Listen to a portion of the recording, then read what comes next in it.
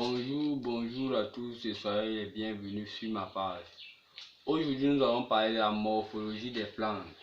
Lorsqu'on parle de la morphologie des plantes, on voit l'aspect physique de la plante. On voit la partie visible par tous de la plante. Avant de continuer cette vidéo, nous vous invitons à vous abonner sur notre page et à cliquer sur la barre de notification pour ne rater aucune de nos prochaines vidéos. Alors, lorsqu'on parle de la morphologie des plantes, comme je le disais tantôt, c'est la partie visible de la plante. Mais cette partie n'est pas seulement la partie que nous voyons lorsque nous arrivons devant une plante. Mais il y a aussi cette partie souterraine là qui nécessite une force physique pour être arrachée et voir les organes visibles de la plante souterraine. Ce qui permet de distinguer deux principales parties de la plante. La partie souterraine constituée des racines et des organes de réserve, et la partie aérienne constituée de la tige, des feuilles, des fleurs et des fruits. Aujourd'hui, nous allons essentiellement nous baser sur la partie aérienne, constituée des tiges, feuilles, fleurs et fruits. La partie aérienne est une partie très importante de la plante, parce que cette partie, c'est dans cette partie que nous retrouvons la photosynthèse qui se fait au niveau des feuilles. C'est dans cette partie que nous retrouvons la partie qui permet de mettre en contact la partie souterraine et la partie aérienne. Nous allons commencer par parler de la tige. La tige a deux rôles essentiels, mais le rôle principal de la tige est de lier la partie souterraine et la partie aérienne.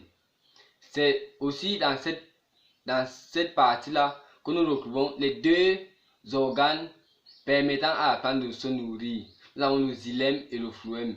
Dans ces deux organes, nous avons la circulation de la sève brute et la circulation de la sève élaborée.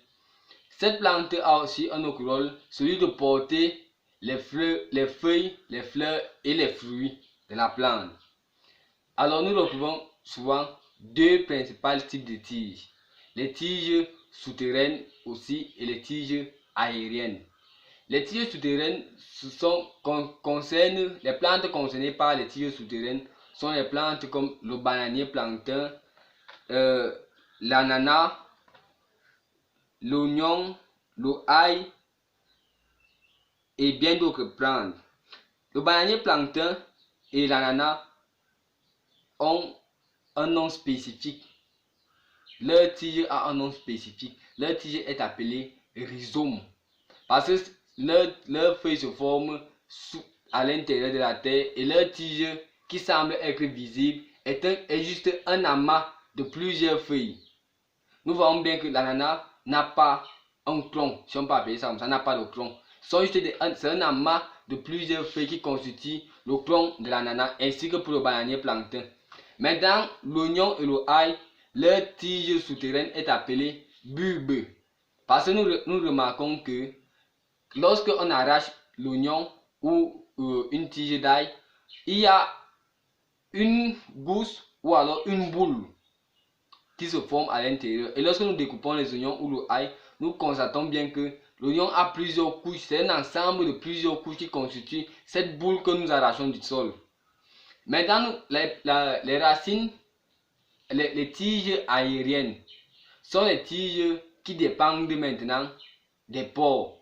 Alors, lorsqu'on parle des tiges qui dépendent des pores, nous avons plusieurs types de tiges classés en fonction des pores. Nous avons les tiges à pores rampants. Ce sont les tiges qui ont, comment on appelle ça vulgairement, qui ont des cordes, parmi lesquelles nous voyons la pastèque, la patate, le melon et bien d'autres cultures. Nous avons aussi des tiges à pores graissés. Des tiges à pores graissés ou érigés. Ce sont des tiges qui n'ont le plus souvent pas besoin d'un tuteur pour grandir. Le tuteur intervient si et seulement si la tige lâche. Alors on a besoin de lui mettre un tuteur pour que cette tige ne tombe pas.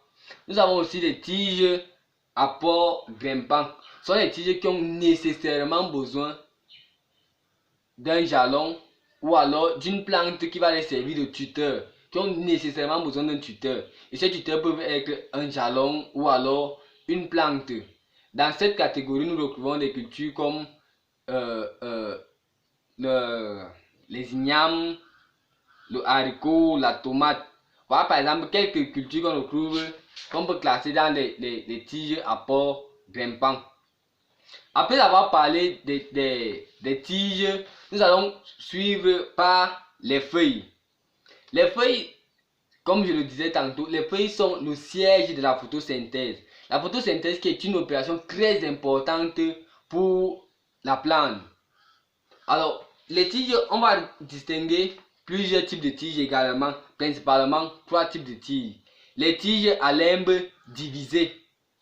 Le limbe, c'est, lorsqu'on regarde une tige, c'est la partie centrale, c'est comme un trait, et lorsqu'on regarde sur la superficie arrière, on voit comme une sorte de bosse. C'est cette partie centrale qu'on appelle le limbe. Nous avons les tiges à plusieurs nervures, et nous avons des tiges à marge épaisse. Voilà les 3 types de tiges qu'on retrouve. La germination et ce type de tige, ces feuilles dépendent également du type de plante. Chaque plante se retrouve dans un type de feuilles. Et ensuite, après avoir parlé des feuilles, nous allons parler maintenant des fleurs. Les fleurs, la fleur est une spécialisation de la tige. Pourquoi spécialisation de la tige? Parce que la fleur reflète en fait une partie du rôle de la tige. La fleur, à l'intérieur de la fleur, nous avons 2 organes. Nous avons les organes mâles et les organes femelles à l'intérieur de la fleur. La fleur a 4 parties principales. Nous avons l'étamine, nous avons les sépales, nous avons les pistils et le pétale. Voilà les 4 parties essentielles de la fleur. Et on distingue 3 types de fleurs. Les fleurs complètes, les fleurs incomplètes et les fleurs imparfaites. Les fleurs parfaites, ce sont des fleurs qui renferment les 4 parties de la fleur que nous avons citées plus haut. Et les fleurs incomplètes sont les fleurs qui manquent d'une partie de la fleur. Et les fleurs imparfaites sont les fleurs qui manquent d'un élément reproducteur. Et étant donné que les éléments reproducteurs ici nous sont le pistil et l'étamine. Alors les fleurs imparfaites sont les fleurs qui manquent d'un élément. Après avoir cité les 4 parties et les types de fleurs, nous passons maintenant au rôle de la fleur. La fleur a pour rôle de reproduire, de permettre à la plante de se reproduire. Elle a aussi un rôle d'embellir l'environnement, d'embellir une maison, d'embellir un secteur donné. Nous-mêmes, nous voyons des fleurs que nous mettons dans les alentours des maisons, que nous mettons dans les restaurants. Ça, c'est le rôle de la fleur. La fleur a aussi le rôle de la pollinisation. La pollinisation peut être anémophile ou entomophile. Anémophile lorsque le transport du pollen se fait par le vent. Et entomophile lorsque le transfert du pollen se fait par les insectes. Après, nous avons encore comme autre rôle la production de la graine. Les fleurs ont pour rôle aussi de produire la graine. Pourquoi produire la graine? Parce que il y a certains fruits qui se reproduisent commençant par la fleur. Donc ça commence par être une fleur. Ensuite on voit une petite boule qui se forme. Cette petite boule est appelée fruit. Et c'est à l'intérieur du fruit là que nous allons retrouver les graines. Alors on peut également dire que la fleur a pour rôle de produire des graines. Elle a aussi pour rôle de permettre à l'homme de se nourrir. Nous savons que à l'être humain, pas seulement à l'homme, il y a des animaux qui se nourrissent des fleurs. Il y a certaines fleurs qui sont consommées par les hommes, peut-être pour la nutrition naturelle, mais peut-être pour un médicament ou alors pour un autre rôle divers. Après avoir parlé des fleurs, nous allons passer aux fruits. Le fruit résulte de la transformation de l'ovaire. L'ovaire qui a été d'abord une fleur. Il peut être considéré comme un organe de réserve. Donc le fruit est un organe de réserve. Pourquoi dire que le fruit est un organe de réserve? Parce que nous constatons que le fruit est un organe de réserve dans la mesure où il mesure où il contient des éléments importants ou nutritifs pour l'homme et même pour la plante, parce que certaines plantes font des réserves dans leurs fruits ils iront puiser encore ces mêmes réserves pour un développement de cette même plante là.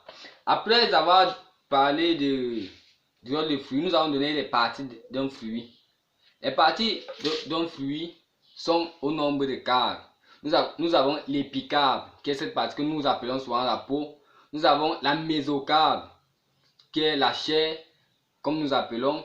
Nous avons l'endocarpe, l'enveloppe qui la graine, et enfin la graine en elle-même.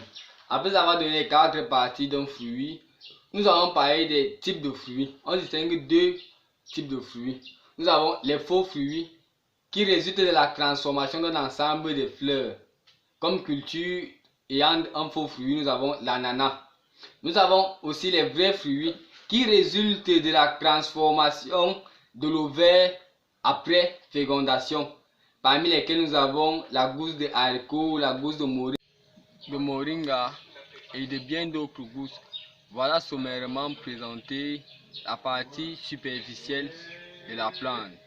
Merci de nous avoir suivis dans cette vidéo et nous attendons vos multiples remarques et améliorations en commentaire.